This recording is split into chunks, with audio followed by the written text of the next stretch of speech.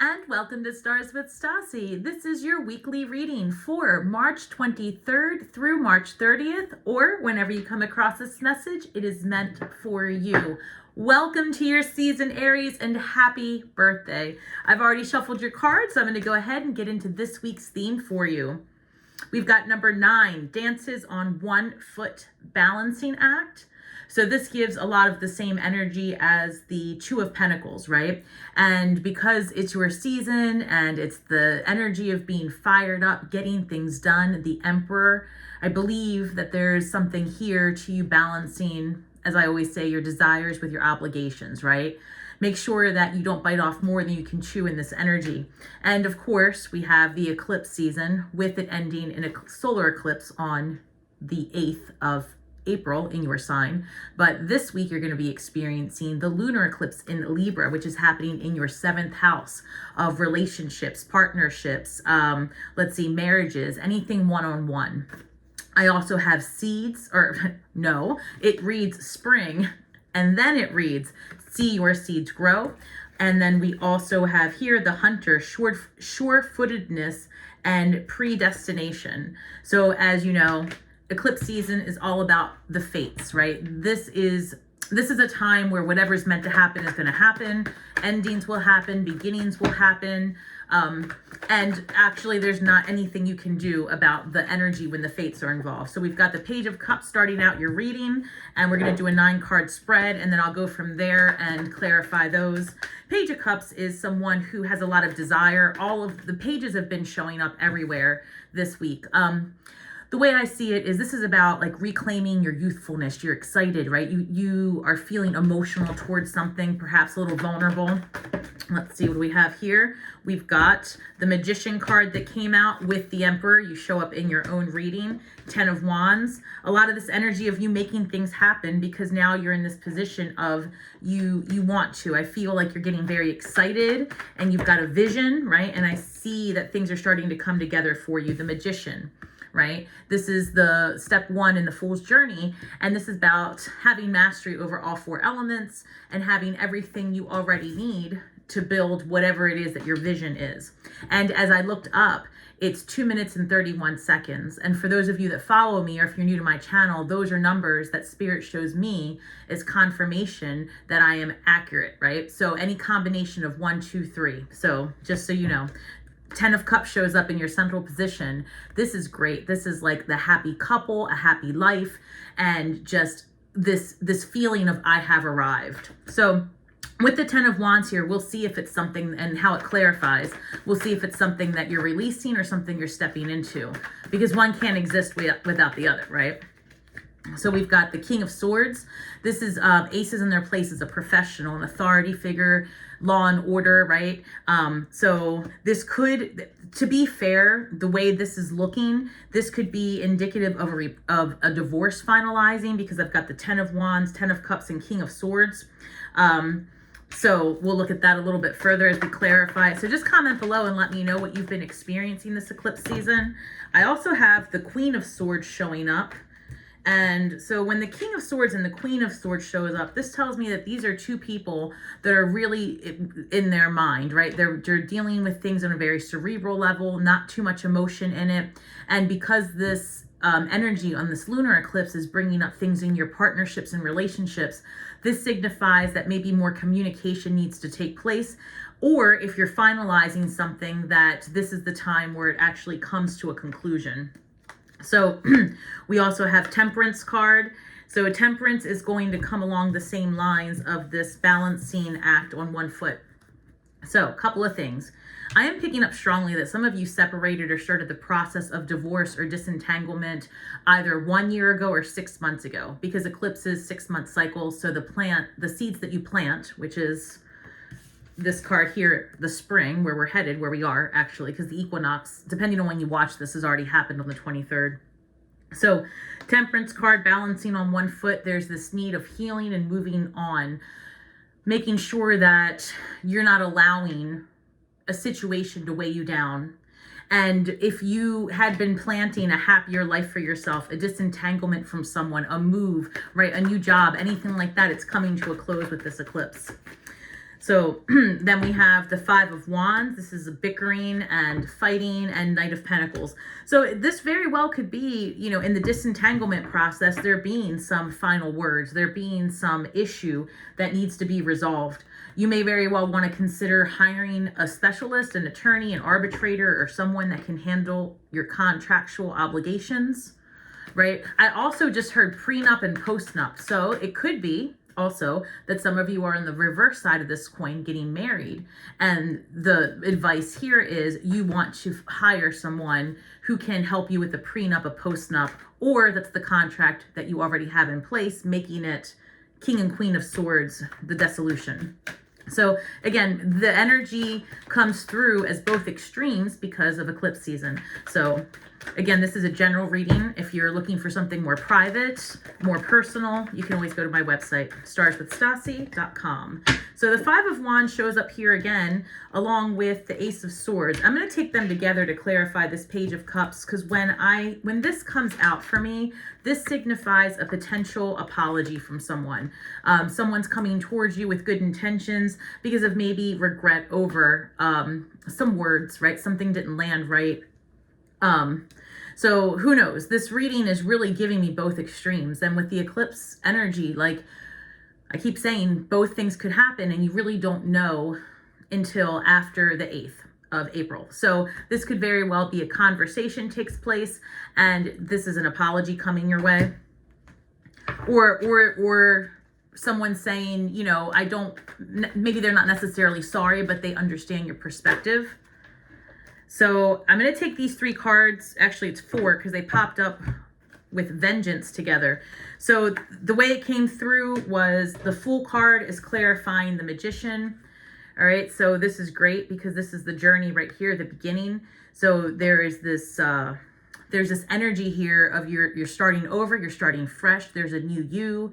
This is your villain era, right? And this time you're doing exactly what you want to do, regardless of what anyone says. And that's really your energy to begin with, right? Very fiery, a go-getter, the builder of empires, the visionary. I do have the Emperor card coming through with the Scorpio energy. So you've been transforming, right? Scorpio is all about the transformation, very spiritual, very deep understandings. You could be dealing with a Scorpio, in which case this reading might very well be about your contractual ending or beginning. Otherwise, this would really say that you've changed a lot. Your vision has changed, your perspectives, your spiritual beliefs, right? And this eclipse is bringing about more of those understandings, which is having you shift the way you see relationships and the people in them. So this Scorpio energy is also telling me that when this is coming through, if you are someone who's building a new business, right, which is most people right now, because this is the time to do it, Empress energy, right? If you're building a business, something to think about is you might have to pivot a little bit in what your original vision was. And that's because information becomes more accessible. Maybe the exact product or the exact product that you were selling gets outdated, but then there's new things that you can create in the same genre. Take it how it resonates. It's a general message and it's hard to make through because it's very, general. This could be anything. But again, you might have to make some pivots in your business because I just want to say that the 10 of Swords is clarifying the 10 of Wands. So maybe after you think about it, that one creative idea that you were working on might not be how it lasts. But either way, this is like an exhaustion because you've put all you have into something. And this is like, it really is a done deal because something else is coming your way. I've got the Queen of Swords coming through for the 10 of Cups. So a few things could be happening. Because this is coming through about your one-on-one relationships, you really could be making a drastic change in your partnership, right? Queen of Swords see things clearly. She's got perspective. She's a visionary, but she's also very focused. And so if you're seeing that there's disruption in the home, then, you're going to take that sword and make adjustments. One-on-one relationships.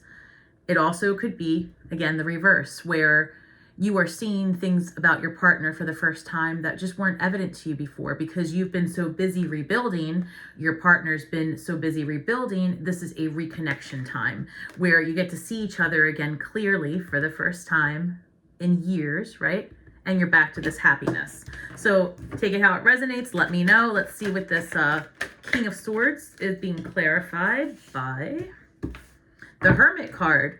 Wow. So might be that there's some introspection here. The King of Swords is very cerebral, a planner, you know, a manager, a higher up position, not somebody who's too emotional. This Hermit card, Virgo energy, is very introspective. So this might signify a time of reflecting on, I don't know, maybe some options that you have laid out in front of you for the future, reflecting on your next steps, because the King of Swords is such a perfectionist and is a visionary. You see the butterflies on top of the head right there signify transformation as well.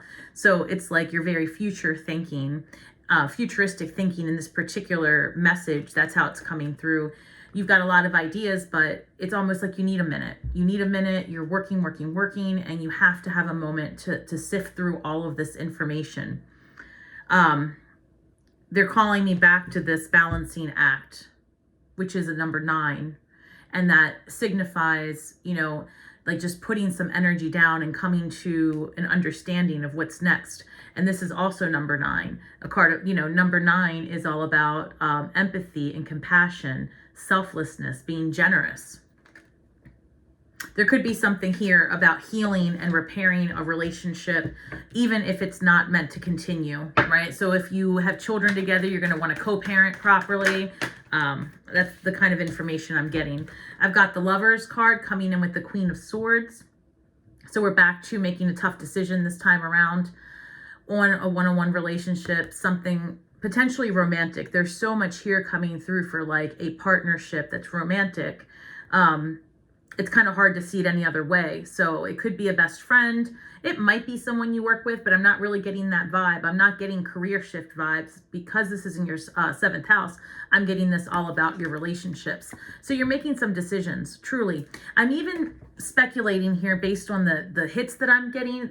It could be that you're done with like a friend. And I mean, like someone who's been a best friend for 20 plus years, right? That kind of information is coming through. And you're just like, man, you're super negative. Something like that. One of you has changed too much. And so it's kind of like what's coming through is, do you have the conversation where you just say it's done, right? Or is it a conversation to shift the trajectory of the relationship? And again, whatever is meant to happen is going to happen. This is fated at this point. So this is just a little introspection on what you could expect, how it might show up for you. But there really isn't anything that a person can do during an eclipse season to manifest a different outcome. You can manifest, what you can manifest is ease during the transition. So I want to be very clear on that. People often focus on manifesting specific things, right? Because you always hear to be very detailed in your manifestations, but there are certain times that you know that there is going to be a shift, eclipse seasons. You know there's going to be a shift, and you know that you can't intervene on the 3D. So your best course of action is to say, all right, spirit, universe, whomever you believe, whatever, right? Because you are the creator. So speak to your highest self, take it how it resonates, and you say, you know what? I know there's going to be shift. I know there's going to be change. I don't want to be angry. Give me ease and happiness. Give me ease and faith. Give me ease and authority in my life, right? Those are the things that you want to ask for, because that you can have. 9 of Cups is coming through with the 5 of Wands. Something happens and this allows you to break free. There for real is a situation, because this 5 of Wands comes up with the 10 of Wands, the 10 of Swords. This is every single sign. A release is happening, and at the end of it, it's better for you. You're happier, you're more fulfilled. This person is draining energy. So I also have the Knight of Swords and the Knight of Pentacles. So you've got 2 knights of 2 completely different speeds, and that's what I'm picking up. This is 2 people going away from each other. They have different goals. This is forward thinking, quick acting, moving as fast as they can, focused. And this person is more grounded and more slow, a little bit steady. So the only 2 outcomes here are, these are people going away from each other and there's no coming back, right? This is an end, as the other card suggests. Or It's the ending of the imbalance. And these two, the fastest and the slowest, if they could talk, if they could communicate, if they could come to an understanding, they would have a very balanced, back to dances on one foot, they would have a more balanced relationship. But given the cards that are going around it, the energy suggests that if you are experiencing what you believe is the ending of a specific relationship in your life, this is the time to let that go. Now, if it is meant to come back, truly, you will have that energy back into your life right around the 8th, right around your eclipse. So I'm going to go ahead and get a shadow card for you, Aries. What's your advice this week? What is the advice for Aries this week? The one that pops up with zest. Gilded regret, number 5. You have a lot of 5s. You have 2 5s of wands, and then this, which is the card about regret. So I guess it's going to have to be, your shadow work is about like working through when this situation takes place, as the transformation occurs. It's very possible that you may reflect, right? Like we talked about this King of Swords and the Hermit card. You may very well find yourself reflecting on a conversation, reflecting on those 5 of Wands. We have Mercury retrograde on April 1st. So towards the end of this week is that period of reflection where you go, man, did I say it wrong? Should I, woulda, woulda, shoulda, coulda is how I'm hearing it. And Spirit says, you know what? Change is inevitable in this time. And your best course of action is to release the regret and step forward in confidence. You're in Aries, right? The Emperor. Step forward in that and align your desires with that of the universal, the will of the universe, right? Align those two things together. Your will and the trajectory that the universe has you on, they meet this week is the best way to say it. And there's an alignment that occurs for your betterment. So the idea of regret is moot because you were placed in those environments at that time to experience these downfalls or uprisings, because you are fated to have the next chapter begin however Aries season starts off for you, or however things pan out for you on the 8th, or right around that week. So this reads Conquering Social Anxiety, number 34. And so as all of these transformations take place, which makes sense because we do have this Hermit card coming up. And, oddly enough, when I picked it up by accident with the 9 of Cups. But there are no accidents, right? This wasn't the clarifier for this, but what Spirit's coming through here is like maybe you are single for the first time, or you're looking for a BFF for the first time in 20 years. And there might be some anxiety about starting over, right? Like you've been alone for so long, or it's one of the other, right? You've either been alone for so long, you have anxiety to be around other people, or you've been partnered for so long that now, after thinking about it, being with one other person might be really uncomfortable. So again, take it how it resonates, because both things are coming through. I wish you the best birthday ahead this month. I also wish you ease during your transition. Please remember that we are just stars from the sky with feet on the ground, doing the best we can with the information we have. So be kind to yourselves and each other. Be sure to check out your other placements because it's eclipse season, so it's a wild, wild week ahead. And as always, may the magic that we weave and the words that we speak bring healing to all those who seek it. Don't forget to share, like, and subscribe, and thanks for spending your afternoon with me. Until next time, shine brightly.